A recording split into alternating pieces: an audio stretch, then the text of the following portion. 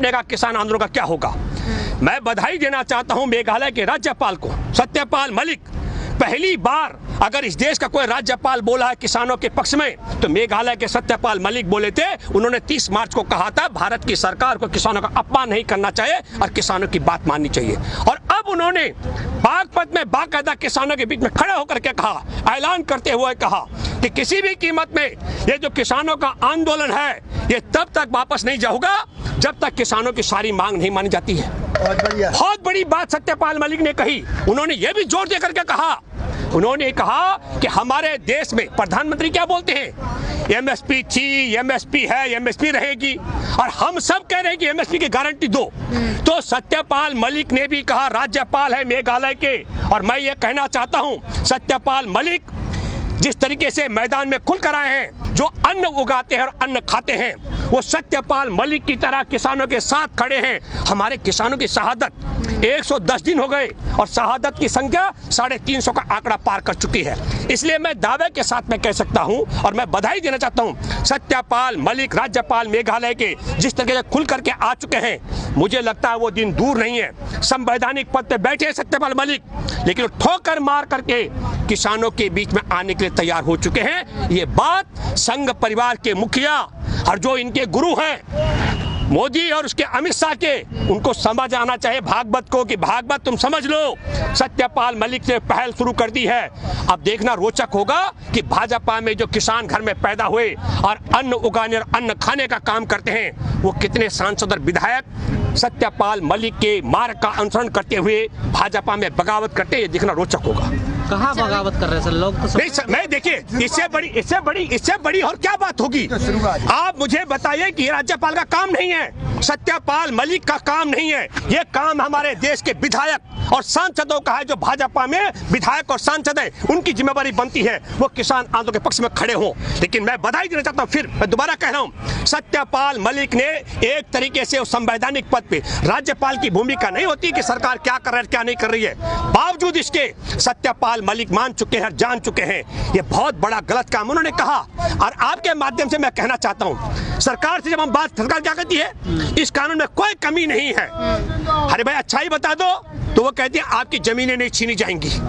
अच्छाई बता दो वो कहते हैं एमएसपी मिलती रहेगी। और हम कहते हैं एमएसपी की गारंटी दो तो कहते हैं गारंटी नहीं दे सकती। हम कहते हैं अच्छाई बताओ, वो कहते हैं आपकी जमीन नहीं जाएगी। मसला फिर मैं आपके माध्यम से कहना चाहता हूं और अपील करता हूं, हमारे देश में किसानों के आंदोलन के पक्ष में नहीं, देश को बचाने की भी बात होनी चाहिए।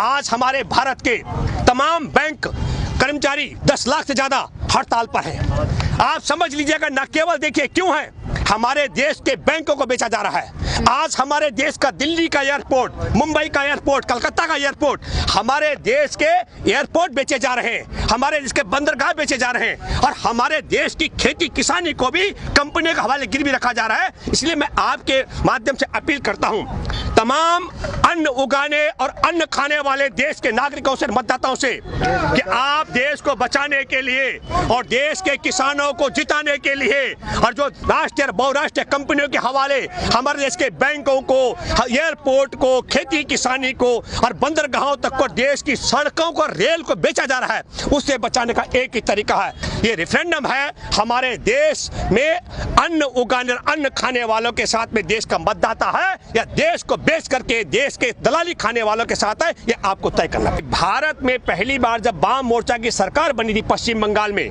तो भारत एक ऐसा, पश्चिम बंगाल एक ऐसा राज्य है जहां के खेती हर मजदूर और औद्योगिक इकाई में काम करने वाले मजदूरों के चेहरे पर चमक आई थी। क्यों?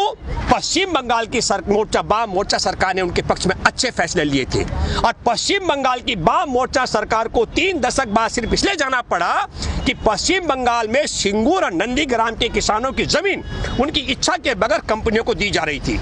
तो जिस पश्चिम बंगाल का चरित्र है कि 2 इलाकों की छोटा सा जमीन यदि कंपनियों को दी जा रही हो, तो वाम मोर्चा की सरकार को बेदखल करने वाले पश्चिम बंगाल के लोग, ये कल्पना कीजिए कि आज वो किस रूप में और कैसे उस पार्टी, उस सरकार, उस व्यवस्था का समर्थन कर सकते हैं जिसका देश, जिसकी सरकार हमारे देश के खाद्यान्न को, खेत को और खलियान को, हम सीधे शब्दों में कहें देशवासियों की रोटी को कंपनियों की तिजोरी में कैद कर रही हो। नरेंद्र मोदी जी के विषय में मैं आप सब दर्शकों से कहना चाहता हूं, भारतीय जनता पार्टी का सांसद का जो चैनल है सुभाष चंद्रा का जी न्यूज, उसमें जो तिहाड़ी पत्रकार भ्रष्टाचार के कारण तिहाड़ जेल में रह के रहा चौधरी, उस चौधरी का वीडियो आपको सुनना चाहिए और देखना चाहिए। जब मंच से नरेंद्र मोदी खड़े हुए, दो बड़ी घटना बताता हूं। एबीपी का पत्रकार मैदान छोड़ के भाग गया।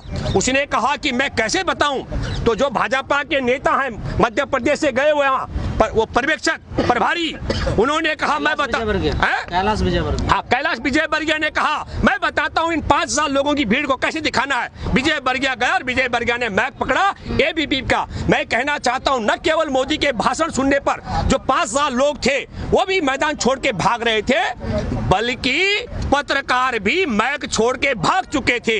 ये बात भी एबीपी के पहली बार ऐसी घटना घटी है।